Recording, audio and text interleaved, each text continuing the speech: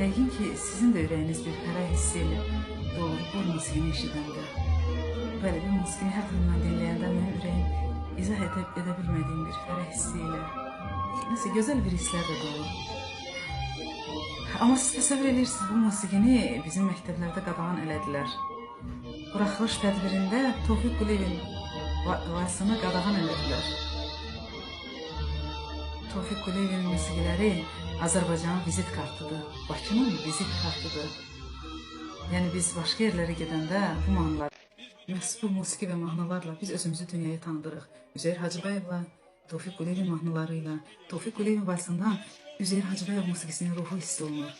Onu necə qadağan eləmək olar? Ümumiyyətlə, Avroviziya kimi bir tədbirə ev sahibliyi etmiş Azərbaycanda belə bir milli valsimizin qadağan olunması, bundan absurd bir şey təsəvvür eləmək olarmı? Yəni bunlar burada ikinci Əfqanistan mı düzəltmək istəyirlər? Mən anlamıram, biz dünyəvi dövlətik.